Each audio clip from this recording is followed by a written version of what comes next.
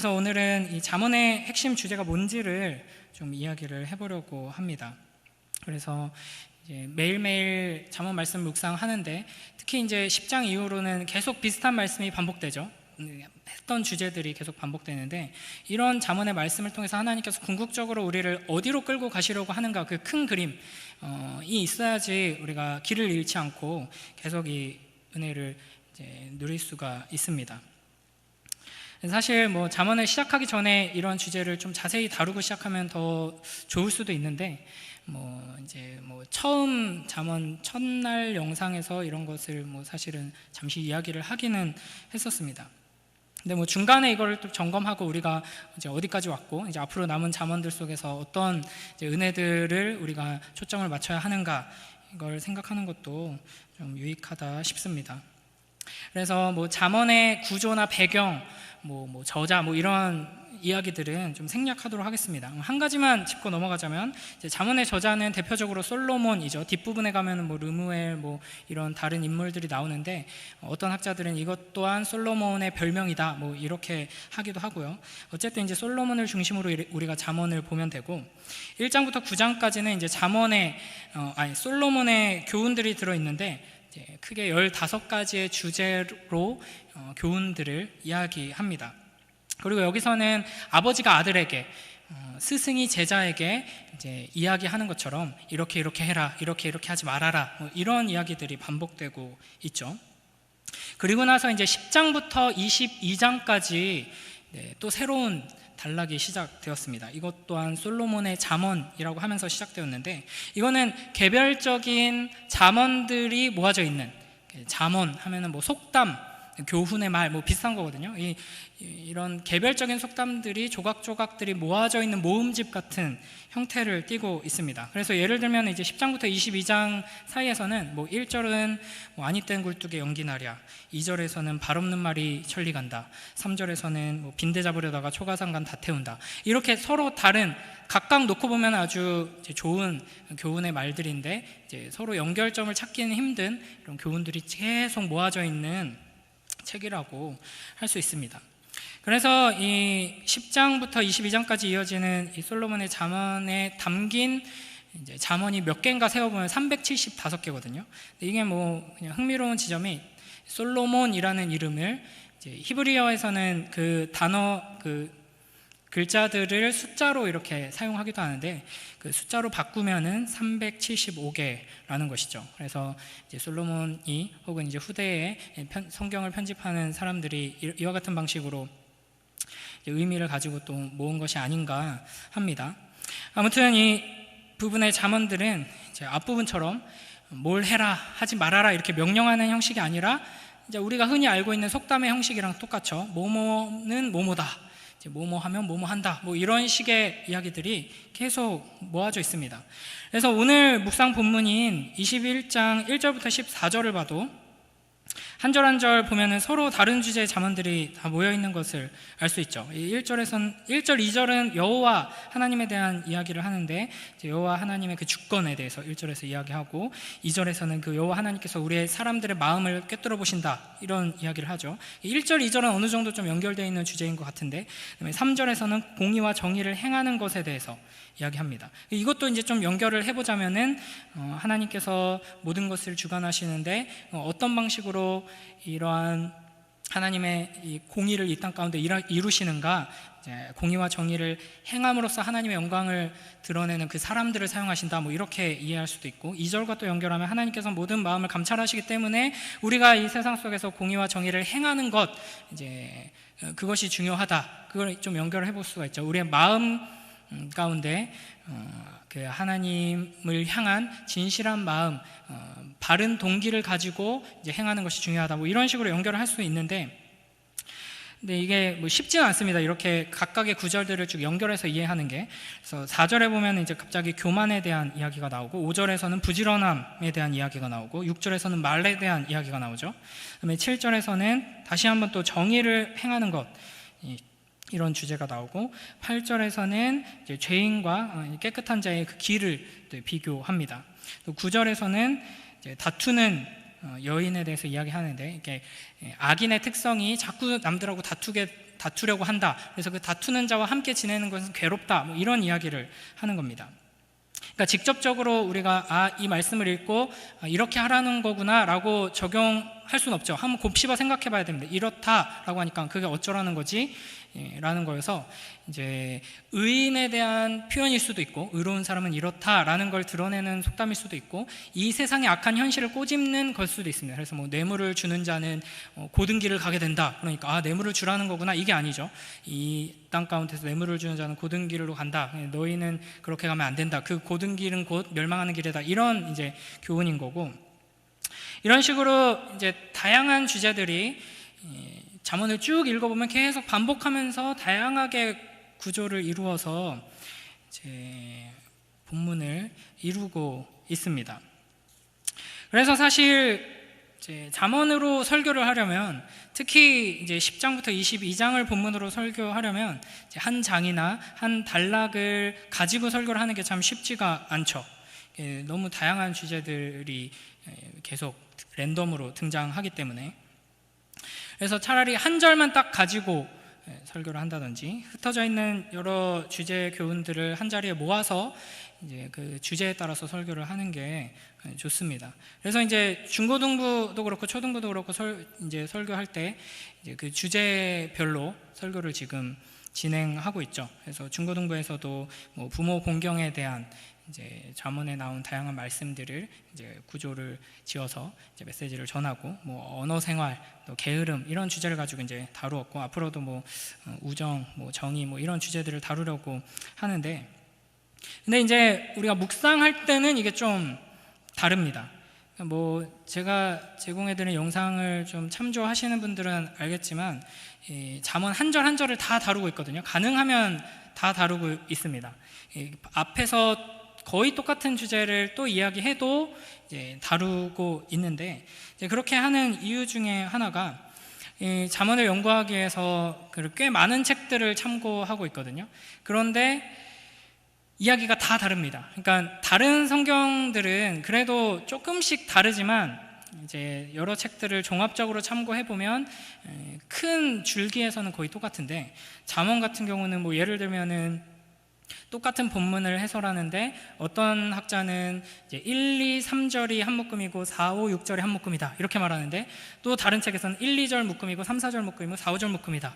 또 다른 책에서는 1, 2, 3, 4절이 한 묶음이고 5, 6절이 한 묶음이다. 이게 다 다릅니다. 뭐 어쩌라는 건지 도저히 알 수가 없고, 그래서 그렇게 이 각각의 조각들을 어떻게 묶느냐에 따라서 이 본문이 우리에게 가장 중요하게 강조하는 게 무엇인가, 이 메시지가 조금씩 달라질 수 있거든요. 그래서 같은 본문을 가지고 이제 어떤 데서는 이게 이제 가정 생활에 대해서 적용하자 뭐 이렇게 결론을 내리고, 어떤 데에서는 뭐 우리의 정직함에 대해서 막 뭐 이런 식으로 전혀 다른 주제가 나오기도 합니다.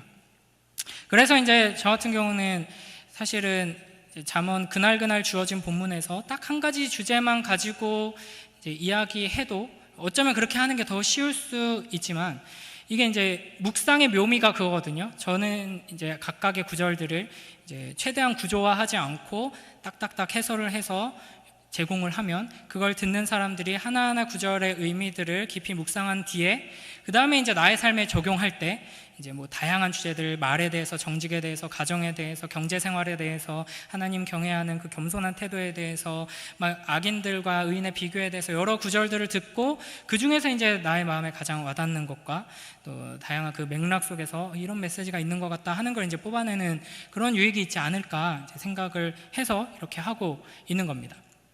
근데 사실 이런 식으로 하나님 말씀을 묵상하는 게 잠언에서 사용할 수 있는 이제 독특한 지점인 것 같습니다.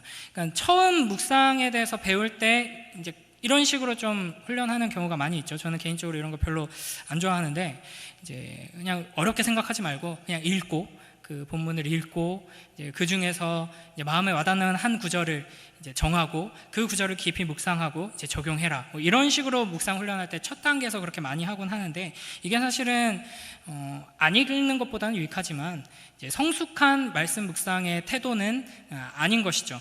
그래서 나에게 내 기준에서 와닿는 말씀을 찾는 게 중요한 게 아니라, 이 본문이 하나님께서 이 본문을 통해 나에게 말씀하시는 주제가 뭔가를 찾아내는 게 사실은 제일 중요합니다. 그래서 이제 성경을 해석할 때 강조하는 것 제일 중요한 게 뭐냐면 문맥, 그리고 문맥, 그리고 문맥입니다. 그래서 성경 전체 문맥에서 이제 잠언 다음에 야고보서인데, 예를 들어서 야고보서라면 이 야고보서가 가지고 있는 위치, 그걸 이제 문맥, 그 문맥, 그리고 이 야고보서라는 큰 하나의 책 안에서 오늘 이 본문이 가지고 있는 위치, 그게 또 문맥이고요. 그리고 오늘 이 단락에서 이 문장이 가지고 있는 이 문맥, 그리고 이 문장에서 이 단어가 가지고 있는 문맥, 이 문맥들을 제대로 파악한 뒤에 그 메시지를 우리가 뽑아내야지 마음대로 한 문장, 심지어는 한 단락, 한 단어를 뽑아내서 이제 적용해버리면 상당히 위험할 수 있는 것이죠. 그러나 잠언은 이런 식으로 여러 구절들 중에서, 특히 이제 10장부터 22장까지는요, 여러 구절들 중에서 한 구절, 두 구절을 이제 개인적으로 뽑아내고, 또 그 중에서 또 몇 가지 구절들을 이제 나름대로 제가 다 확인해 봤습니다. 수많은 학자들이 다 다릅니다. 그래서 어떤 분은 같은 본문을 읽고 1절과 4절을 연결해서 이렇게 교훈하시고 이렇게 교훈하시니까 나는 이렇게 한번 적용을 해보리라, 이런 게 가능합니다.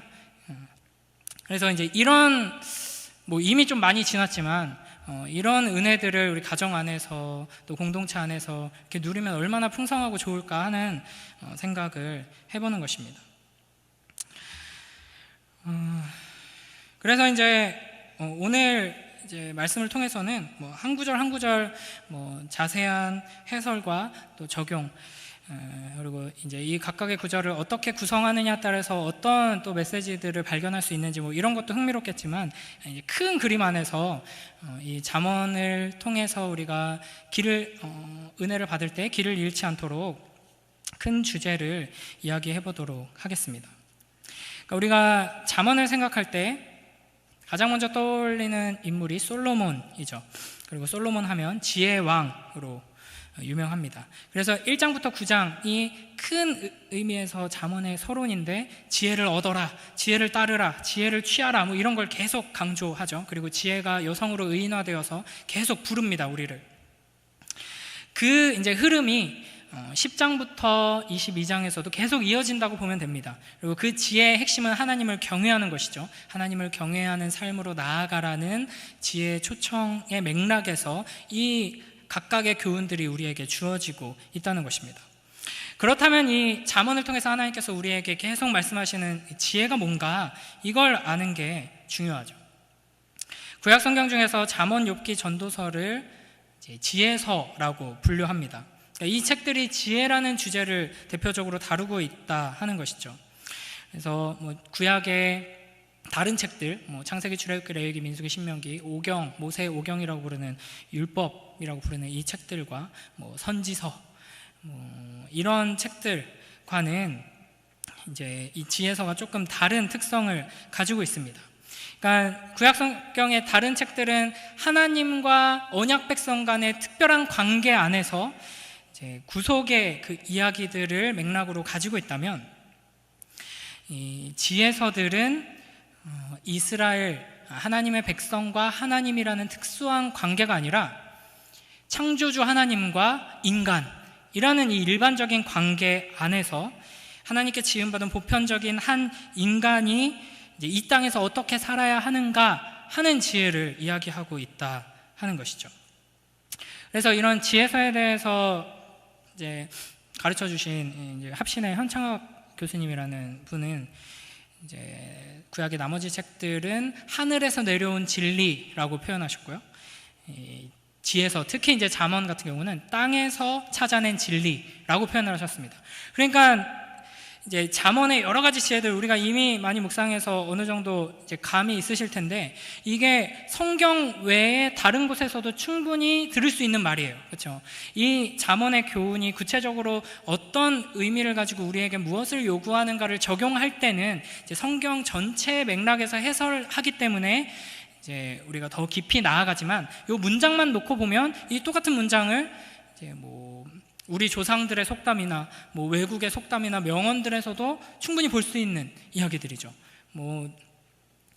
이제 진실한 사람은 언젠가는 그 진실함이 밝혀져서 뭐 억울함 풀리게 된다라는 뭐 이런 이야기라든지 뭐 이런 이야기들 다 볼 수 있는 이야기들입니다. 그러니까 사람의 지혜로 이 역사 속에서 인간이 발견해낼 수 있는 지혜들을 모아서 이제 그걸 통해서 하나님의 이 땅의 통치의 원리와 하나님께서 하나님의 백성들에게 주시는 이 삶에서 우리가 붙들어야 하는 지혜의 말씀들을 구성해 주셨다 하는 것이죠.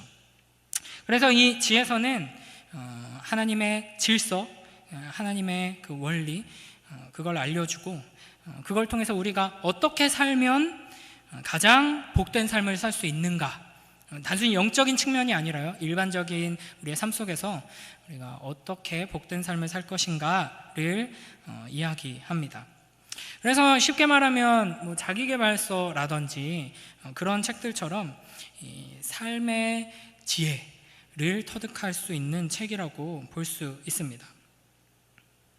그래서 이제 쉽게 말하면 성공적인 삶을 사는 방법을 하나님께서는 지혜서를 통해 우리에게 말씀해 주십니다. 근데 결론적으로 말씀드리면 성공적인 삶, 여기서 이제 괜히 꼬아서 생각할 필요 없습니다. 이제 설교단에서 성공적인 삶 이러니까 세상에서 말하는 그 성공적인 삶과는 다른 그 모습을 떠올릴 필요 없이 말 그대로 성공적인 삶, 이 땅에서 건강하고 부유함을 누리고 계획했던 일이 잘 되고 많은 사람들하고 좋은 관계를 맺고 이런 것들이요, 일반적인 의미로 이야기해도 모든 이들에게 공감할 수 있는 그런 측면에서 성공적인 삶을 살려면 어떻게 해야 되느냐를 이제 잠언이 이야기하는데 결론이 뭐냐면 바른 생활입니다. 이거 이제 요 메시지만 해도 너무 당연하고 꼭 성경만 이야기하는 게 아니죠. 너무 쉽습니다. 바르게 살면 성공한다. 바르게 살면 복 받는다. 심지어는 바르게 살면 건강하다.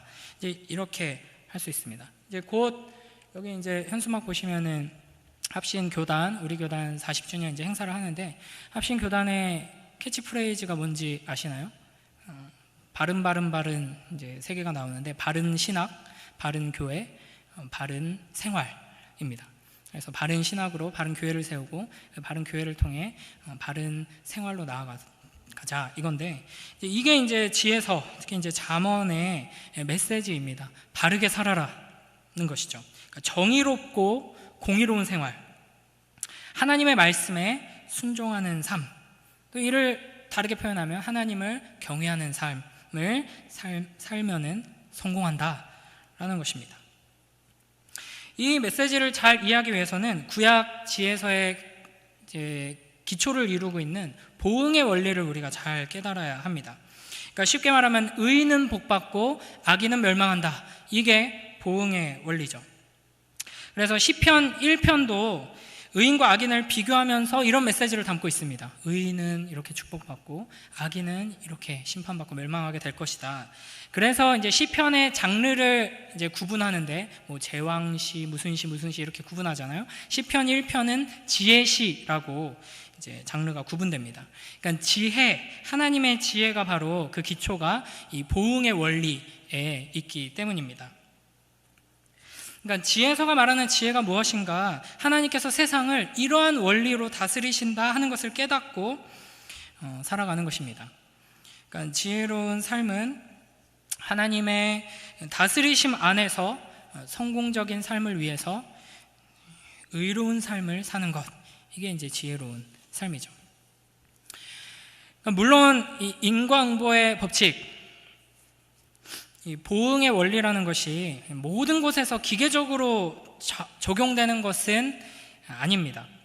하나님께서 우리의 인생을 어떤 프로그램 같은 데 딱 넣으셔가지고 정해진 어떤 프로그램에 따라서 딱딱딱 이렇게 하면 이런 결과가 나오게 하고 그런 건 아니기 때문이죠. 하나님께서는 인격이시고 우리를 인격적으로 대하십니다. 그렇게 인도하십니다. 그러나 이제 큰 원리가 바로 기초가 되는 그 원리가 있다는 것을 우리가 알아야 합니다. 그래서 지혜서 안에서 욥기라는 책이 있는데, 욥은 의인임에도 불구하고 큰 고난을 받죠. 이에 대해 하나님 앞에서 씨름합니다. 욥은 그런 욥 앞에 친구들이 와서 이제 여러 가지 이야기를 하는데 뭐 위로하겠다, 도와주겠다 하면서 하는 이야기지만 그게 욥을 엄청나게 상하게 만들죠. 근데 그 친구들이 하는 가장 중요한 핵심 메시지가 뭐냐면 보응의 원리입니다. 네가 잘못했으니까 지금 심판받는 거 아니야. 네가 잘했으면 하나님이 복 주셨겠지. 이렇게 이제 계속 이야기를 펼쳐 나가잖아요. 그래서 그런 친구들의 이야기를 담은 본문들을 읽어보면 다 맞는 말처럼 들리는 부분이 상당히 많습니다. 그런데 이 욥기의 길고 긴 논쟁 끝에서 결국에 하나님께서는 그 영광을 드러내 보여주시고 인간이 우리가 얼마나 작고 연약하고 무지한지를 깨닫게 하십니다. 그래서 하나님께서 어떻게 막 대답을 내놓으시는 것이 아니라 하나님이 얼마나 크신지, 사람이 얼마나 작은지를 깨닫고 그 앞에서 그냥 털썩 엎드려서 이제 하나님을 인정하게 만드시죠. 그래서 하나님의 그 광대하심과 주권 앞에서 우리는 그저 겸손할 수밖에 없는 존재들이다. 뭐 어떻고 저떻고 우리는 떠들 수 없다 하는 것을 깨닫게 하십니다. 그러니까 하나님께서 우리를 어떻게 인도하시는가는 신비의 영역 가운데 있는 것이죠. 그럼에도 불구하고 놀랍게도 욥기의 마지막에 보면은 결국 하나님께서 이 보응의 원리가 어떻게 적용되는지를 다시 한번 또 보여주십니다. 그러니까 기계적으로 보응의 원리가 다 적용되는 것이 아니라는 것을 이제 욥기를 통해서 보여주시면서도 마지막 결론에는 어떻게 되냐면 욥의 명예가 결국에는 회복되고 복을 2배로 다시 받게 되는 것이죠. 그러니까 결국 우리는 이 보응의 원리가 악인은 결국 심판받고 의인은 이제 축복받게 된다라는 이 원리가 하나님께서 이 세상을 통치하시고 끌고 가시는 기본적인 원칙이다 하는 것을 이제 기억해야 하는 것이죠.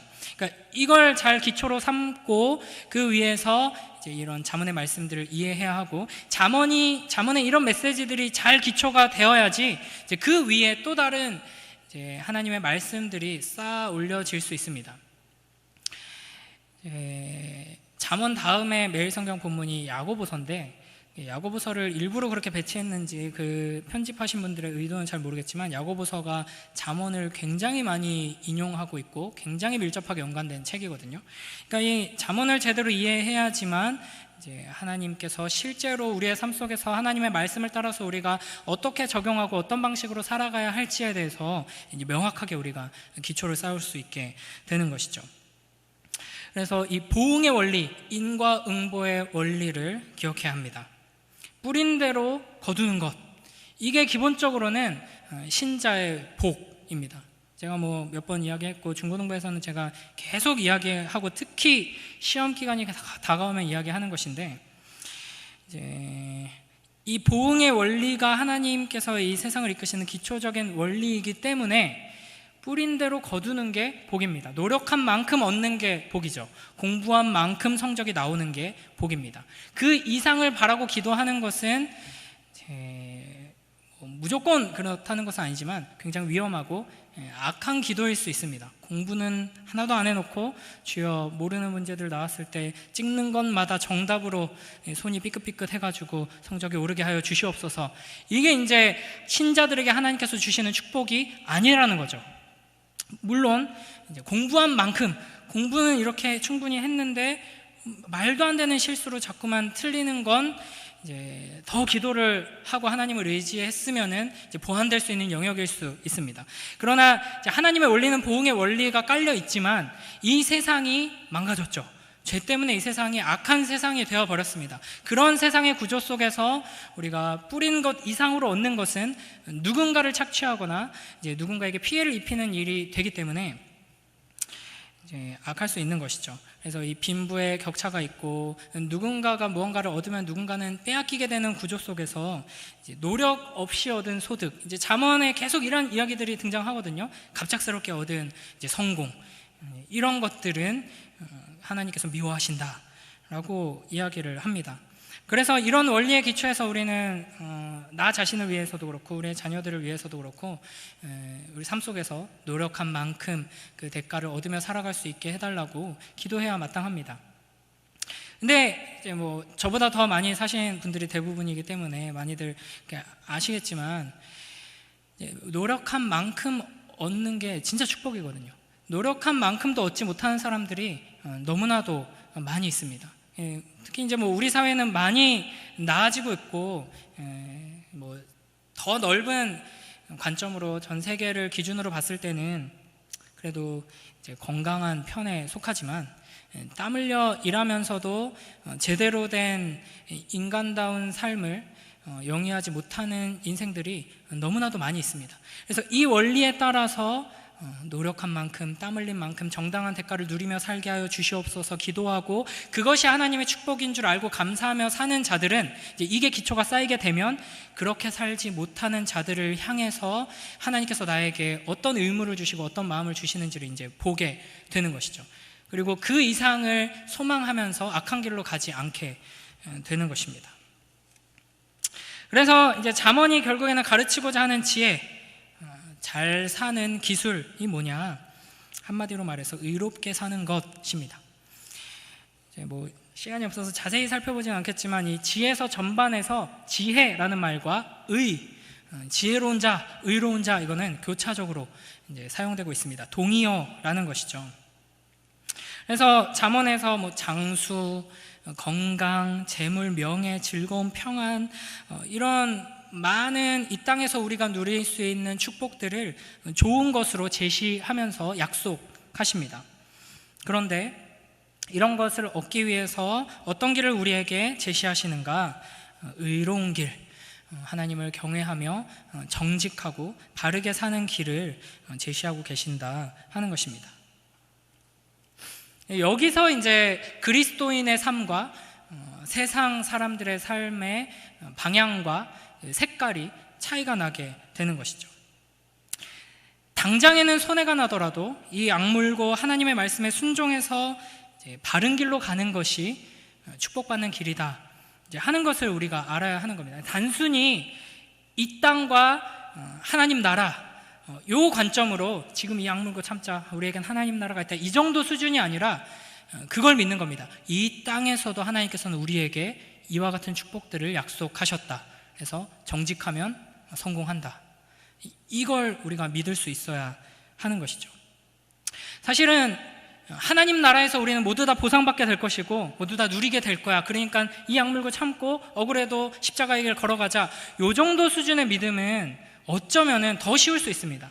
그러나 지금 당장 눈앞에서는 아무리 하나님 말씀에서 명확하게 정직해라, 뭐 어쩌고 저쩌고 이런 것들을 다 말씀하셨다고 하더라도 이렇게 계속해서 이런 식으로 살아가면은 절대 성공할 수가 없는데, 절대 이거 사업을 진행할 수가 없는데, 절대 내가 이 분야에서 치고 나갈 수가 없는데, 이렇게 생각할 수밖에 없는 현실을 마주하고 있거든요. 근데 이걸 깨고 잠언을 붙들고 정직하면 성공한다, 하나님 말씀 붙들고 나아가면 이겨낸다 하는 믿음을 하나님께서는 우리에게 요구하고 계시는 것입니다. 그래서 이 잠언을 묵상하는 시간을 통해서 이 하나님의 원리가 우리의 가치관이 되고 세계관을 형성하게 되길 주님의 이름으로 축복합니다. 특히 우리의 자녀들에게 의로운 생활이라는 가치를 심어줘야 합니다. 그래서 그 힘으로 이 세상을 잘 살아가고 이 세상을 바로 세우는 데 큰 역할을 감당할 수 있도록 도와야 하는 것이죠. 그러니까 세상은 뭐로 가도 서울로만 가면 된다, 뭐 이런 식으로 이야기하잖아요.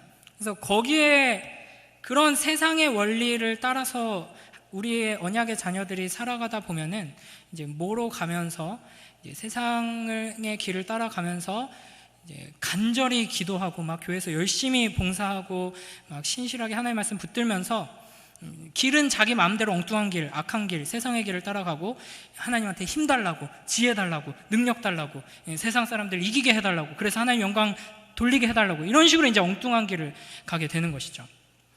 그러나 가는 길부터가 구별되어야 하는 것입니다. 그래서 뭐로 가도 서울만 가면 되는 거 아니냐가 아니라 바르게 가야지만 서울에 갈 수 있다, 바르게 가야지만 하나님께 영광 돌리는 삶, 좀 더 명확하게 잠언의 메시지로 하면 이게 이제 여러분에게 어떻게 받아들여질지 모르겠지만 바르게 가면 성공할 수 있다, 이게 이제 잠언의 메시지인 것입니다. 그래서 미국의 이제 청교도들은 이제 어머니들이 자녀들에게 열심히 일해라, 그리고 성공해라, 이렇게 계속 가르쳤습니다. 이게 이제 그들의 모토였어요. 그래서 미국에서 그 청교도들이 각각의 분야에서 아주 많은 성과들을 내고 아주 많은 일들을 이루고 또 하나님의 영광을 드러내곤 했죠. 그러니까 물론 이것도 하나님이 주신 지혜에 대해서 잘 이해한 겁니다. 이게 이제 우리 종교개혁의 전통의 특성이죠. 막 세상하고 분리돼가지고 이제 교회에서만 열심히 하고 세상과는 단절된 이런 모습이 아니라 세상 속에서 각자 주어진 자리에서 그 자리가 섬겨지고 그 직업이 성직이고 그 자리에서 하나님 나라를 이루어야 된다는 것을 기억하면서 열심히 일해라. 네가 무엇이든 네가 직장인이건 뭐 선생님이건 청소부건 운전기사건 열심히 일해라. 성실하고 최선을 다해서 일해라. 그래서 성과를 내라. 이게 이제 청교도들의 메시지였는데, 이걸 이제 잠언의 메시지에 맞게 좀 더 업그레이드를 한다면 바르게 살아라, 그리고 성공해라가 될 것입니다.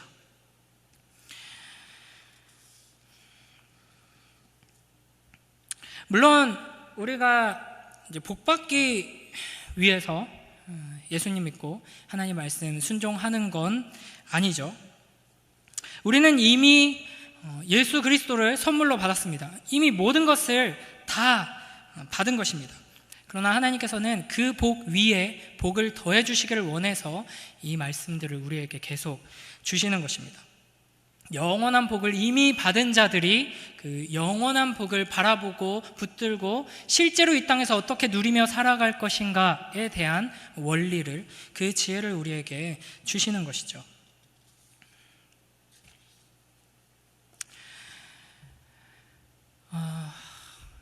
저는 이제 이 부분을, 이 지혜서의 메시지와 이 잠언의 핵심에 대한 부분을 합신의 현창학 교수님께 처음 배웠을 때 큰 감동을 받았지만 바로 이게 딱 심겨지지는 않았습니다. 그동안 이제 들어온 메시지와 조금 너무 다르다는 느낌이 들었어요. 바르게 살아라, 그러면 성공한다.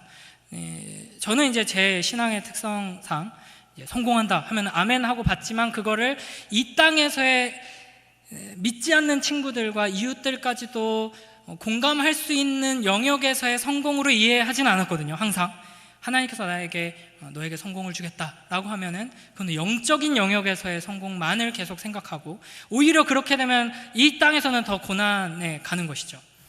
그러나 잠언에서는 명확하게 이 성공에 대해서 말씀하십니다. 우리가 학자라면 세상 방식을 따르지 않고 이 잠언의 교훈들을 굳게 붙들어서 정직하고 바르게 또 사랑의 원리로 지혜롭게 모든 일을 행할 때 세상 사람들이 볼 때는 저렇게 해가지고 뭐 어떻게 하겠다는 거냐, 세상을 몰라도 너무 모른다라고 하지만, 실제로 이 세상을 운행하시는 하나님의 원리를 가장 명확하게 알고 있는 것은 유일하게 하나님의 백성들이기 때문에 그렇게 살면 결국에는 성공하게 된다. 학자로서, 직장인으로서, 부모로서, 사업가로서 이제 성공하게 된다라는 것이죠.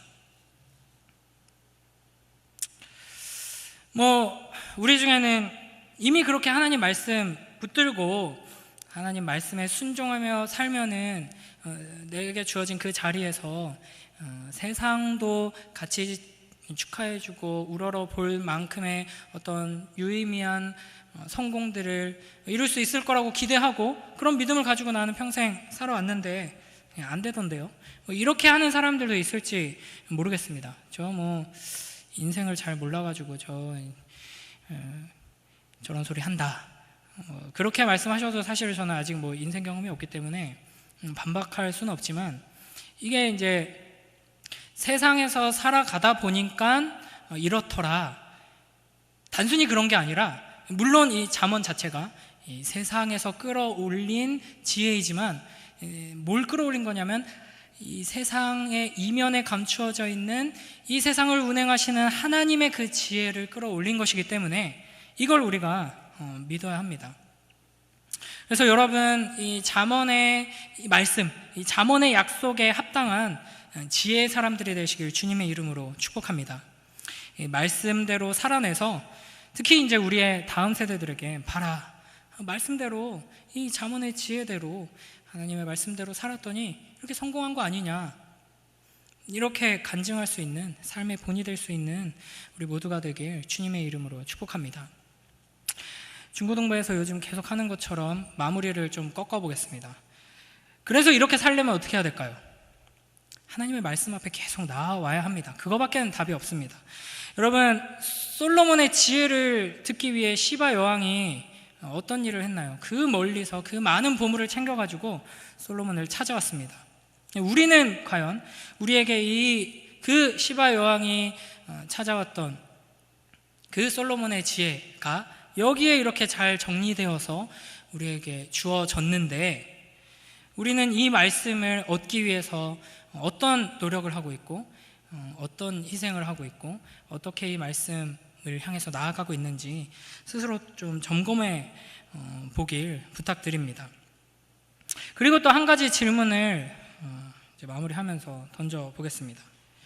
이건 또 따로 이제 이 주제를 좀 다루고 싶었는데 일단 그냥 오늘 간단하게 좀 생각을 해보려고 하는데요. 솔로몬은 이렇게 지혜로운 사람이잖아요. 지혜하면은 이제 인류 역사 속에서 제일 먼저 언급할 수 있는 사람이 바로 솔로몬입니다. 그런데 왜 솔로몬의 자식들은 그 모양이었을까요? 이게 이제 말이 아니라 말로 어떻게 가르치느냐가 아니라 그 행동을 봐야 한다는 겁니다. 그러니까 우리가 잘 알고 있죠. 이 솔로몬의 말들을 보면은 그 하나님의 지혜가 얼마나 아름다운지를 알 수 있지만, 이제 역사서 속에서 솔로몬의 삶을 보면은 이제 인간의 이제 연약함이 얼마나 밑바닥인지를 또 동시에 볼 수 있는 것이죠. 잠언 22장 6절 한번 볼까요? 함께 읽겠습니다. 시작. 마땅히 행할 길을 아이에게 가르치라. 그리하면 늙어도 그것을 떠나지 아니하리라. 아멘. 이것도 솔로몬의 말인데, 아마도 이제 잠언이 젊을 때 이렇게 했던 지혜의 말들도 있을지 모르겠지만, 대부분 이제 그 무르익고 완성되어서 이제 하나님께서 잠언으로 책으로 기록하게 하셨을 것 같은데, 아주 피를 토하는 심정으로 이야기했을 것 같습니다. 본인이 실패했거든요. 그 자녀 교육에. 여기서 이제 마땅히 행할 길을 아이에게 가르치라라고 하는데, 이 가르치라에 사용된 단어가 teach가 아닙니다. 말 그대로 가르치라가 아니라 훈련시켜라, 연습시켜라 라고 번역할 수 있는 단어입니다. 그래서 이 히브리어 단어가 자주 사용되는 용례가 어디냐면, 갓난 아기가 이제 자랄 수 있게 엄마가 그 이유식을 갈아서 먹이는 거, 자기 입으로 씹어서 먹여주는 거. 그러니까 그 스스로 먹을 수 있을 때까지, 스스로 먹을 수 있는 자로 자랄 때까지 계속 도와주는, 그걸 이제 표현하는 게 가르치라입니다. 그러니까 계속 말해가지고 하나님의 지혜가 뭔지 깨닫게 하고 이해하게 하고 익히게 하는 것 수준으로는 되는 일이 아니라는 거죠. 알게 할 뿐 아니라 그 아는 대로 행동하고 실천하고 순종하며 나아갈 수 있을 때까지 훈련시켜야 하는 것입니다. 그러니까 제가 젊은 목사가 이런 얘기 하는 게 솔직히 부끄럽지만, 여러분 다 아시는 이야기지만, 그러니까 우리 아이들이 가르치는 대로 자라는 것이 아니라 이제 사는 대로 따라오는 것이잖아요. 그래서 인간이 지식을 습득하는 이 퍼센테이지가 눈으로 보는 게 80% 이상이고, 이제 귀로 듣는 건 한 10% 정도, 나머지 감각들을 통해서 그 10%가 채워지기 때문에 아무리 말해도 변하지 않는 것처럼 보이는 게 당연한 겁니다. 아이들은 말하는 걸 안 보고, 말하는 걸 안 듣고, 우리의 행동을, 우리의 삶을 보면서 그대로 배우고 있는 것이죠. 그래서 이제 애타는 마음으로 자녀들을 하나님 말씀에 합당한 자로 가르치기 위해서 이렇게 애쓰다가 이제 답답해서 이제 엄마가 몇 번 말했니? 이렇게 이제 하잖아요. 몇 번을 말했어도 소용이 없다니까요. 뭘 보여줬는가? 이게 중요하죠. 그래서 고린도전서 11장 1절에서 이렇게 말합니다. 바울이 이렇게 말하죠. 함께 읽습니다. 시작. 내가 그리스도를 본받는 자가 된 것 같이 너희는 나를 본받는 자가 되라. 아멘. 그러니까 사도 바울이 예수님을 본받는 자가 된 것처럼 너희도 내가 어떻게 하는지 어떻게 사는지를 보고 너희도 그렇게 살아라, 이렇게 이야기합니다. 그러니까 우리가 가정에서 부모로서도 그렇고 이제 교회에서 우리가 또 부모로서도 우리의 자녀들에게, 다음 세대들에게 엄마가 아빠가 몇 번을 말해야지 네가 알아듣겠니? 선생님이 몇 번을 말해야, 저도 지금 뭐 계속 그렇게 하고 있는 거거든요. 목사님이 도대체 몇 번을 말해야 너희는 묵상을 하겠니? 이 소용이 없는 거죠. 사실 여러분에게 좀 책임을 떠넘기고 싶습니다. 목사가 아무리 피를 토하면서 말해도 여러분이 안 하면 아이들은 묵상을 안 합니다. 제가 잘못한 건 사실 없습니다. 여러분 탓이죠. 이게 이제 우리에게 중요합니다. 그래서 요즘 애들 특히 쉽게 부모의 가르침, 또 설교 뭐 이런 걸 통해서 잘 변하지 않습니다. 그래서 뭐 엄마가 우리 엄마 친구 아들은, 요즘에는 그런 말 많이 안 쓰지만 예전에 엄친아 이런 거 많이 썼잖아요. 그래서 엄마 친구 아들은 뭐 이렇게 했다더라 이렇게 얘기하면, 옛날에 이제 저희는 이제 상처받고 그 상처가 막 오래오래 남아있고 이랬는데, 요즘 아이들은 그 친구 우리 친구 엄마는 이렇게 하던데요 이러면서 이제 반격을 하죠. 막 그런 얘기도 있더라고요. 어떤 아빠가 아들이 너무 이제 게으르고 맨날 게임만 하고 이러니까, 그 링컨 대통령은 네 나이 때 통나무집에 살면서도 책을 빌려와가지고 가난한데 책을 읽고 공부하고 그랬다더라. 그랬더니 이제 그 아들이, 아빠, 링컨 대통령은 아빠 나이 때 대통령이 됐어요. 이제 이렇게 이제 반격하고, 이제 안 듣는 거죠. 그러니까 부모가 삶으로 보이지 않는데 이제 욕심만 가지고 말로만 이렇게 해서는 우리 아이들이 변하지 않는 겁니다. 그래서 이제 우리가 기도해야 할 것은 뭐냐 하면, 우리의 자녀들 변화시켜 주옵소서, 우리의 다음 세대들 회복시켜 주옵소서에 앞서서 그 기도를 하려면 먼저 주여 우리를 변화시켜 주소서, 이 기도가 이제 나와야 하는 것이죠. 그리고 사실 이 행동도 한두 번 보여준다고 이제 변하는 게 아닙니다. 우리가 진짜 이 안에서부터 변화되어서 우리의 삶이 계속된 변화 가운데로 들어가야지만 우리의 자녀들이, 다음 세대들이 따라올 수 있게 되는 것이죠.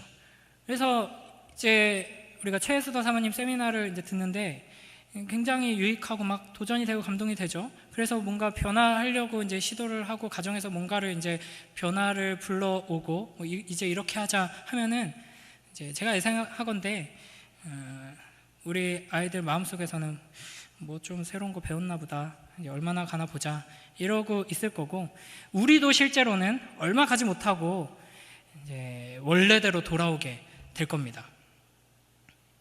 그래서 이제 제가 항상 하는, 중고등부에서 항상 하는 결론, 그래서 뭐 어떻게 해야 할 것인가, 계속 말씀 앞으로 나와야 합니다. 말씀 앞으로 나아오고 또 나아오고, 말씀을 듣고 또 듣고, 그 말씀 앞에서 회개하고 또 회개하고 세임 얻고, 계속 여기서부터 시작돼야 하는 것입니다. 뭔가 교회에서 뭔가 제공해주고 그런 어떤 특별한 주제에 대해서 이야기할 때만 맞아 이렇게 하면서 다시 생각하고 이렇게 해서는 이제 수십 년이 걸리죠.